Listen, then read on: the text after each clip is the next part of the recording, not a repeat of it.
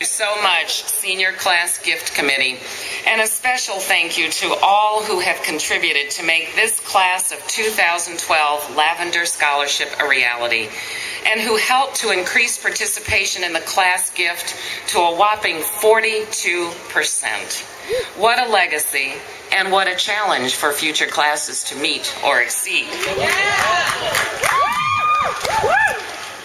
Our graduate student speaker is Carol Davis, who is a candidate for Master of Fine Arts in Creative Writing.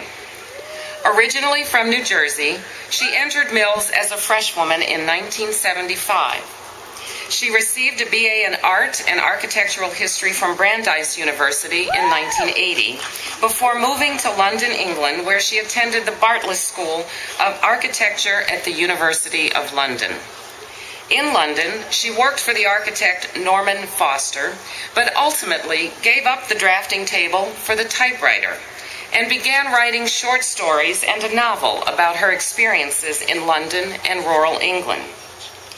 In the mid-90s, while living in Park City, Utah, with her two sons, she co-founded the first synagogue, Temple Har Shalom, which has become a significant landmark in this small town with a thriving Jewish community. She currently serves on the advisory board of Narrative Magazine, a literary magazine where her work has been published. This year, she was a finalist for the Amanda Davis Fiction Prize. After graduation, she plans to complete the novel she submitted for her MFA thesis, as well as continue her work with Narrative Magazine. Carol, will you please come forward?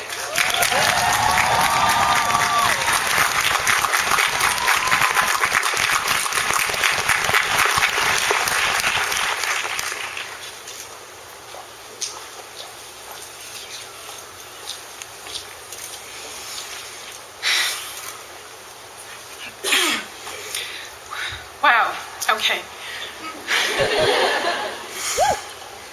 Good morning and welcome, President DeCoudreau, trustees, esteemed faculty, fellow graduates, honored guests, and mostly to my wonderful family and friends who've traveled far and near to be here with me today.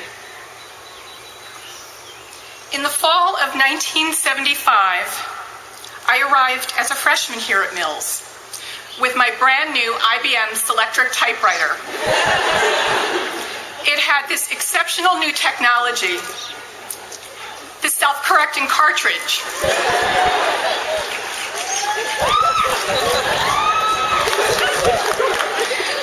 That first semester, I enrolled in Ruth Saxton's writing class. Ruth still teaches here, by the way. So Ruth assigned Lillian Hellman's memoir, Pentimento, and she asked us to write a short story in the style of the author. I don't remember the story I wrote, but I clearly remember Ruth's margin notes. She had circled a phrase I had written, and the curtains danced in the wind. And she wrote, in big letters, "Curtains don't dance." Cliché. Be more original.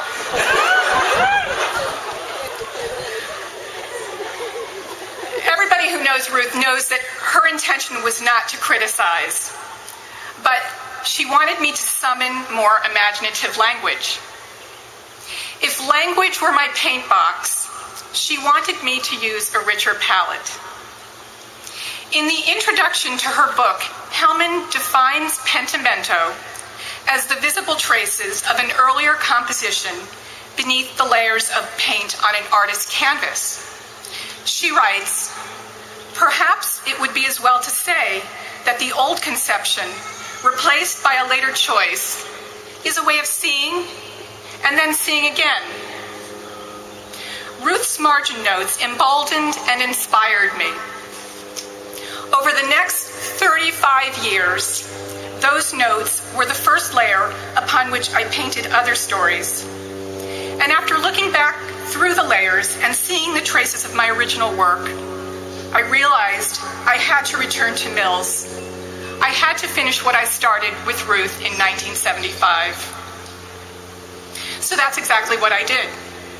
In August 2010, I returned to Mills as an MFA candidate.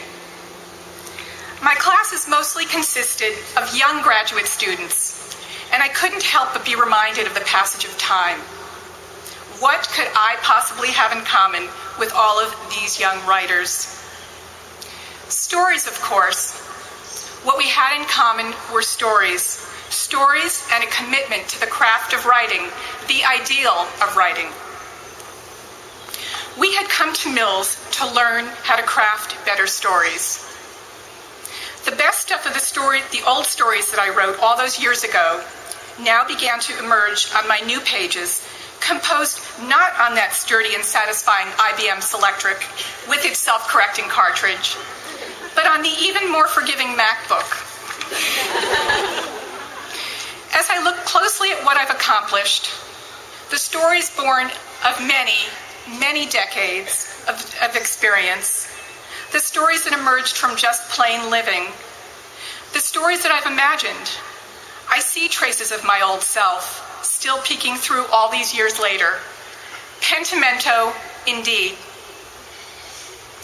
Whatever progress I've made, I owe to my generous teachers. Cornelia Nixon urged me to write my heart onto the page. Patricia Powell showed me how to breathe life and experience into the story. Stephen Ratcliffe tuned my ear to the sounds of verse. And Micheline Markham encouraged me to play with narrative and language. And Diane Cady rekindled my love of Shakespeare. I also owe much to my peers like Danielle, Cammie, Tara, Chris, Ray, and Stephanie, and so many others who read my work with enthusiasm and intelligence and always challenged me to go deeper, to make it better. And last, but actually first, I must acknowledge Ruth Saxton, who contributed so much to my story when she gave me the assignment to write in the style of Lillian Hellman.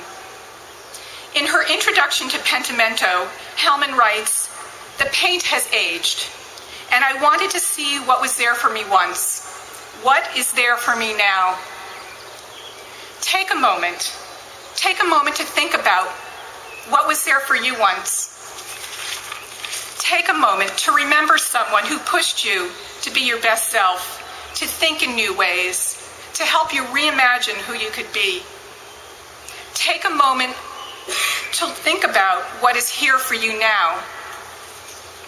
It's remarkable that a margin note from 35 years ago, penned in bright purple ink, would resurface with such force.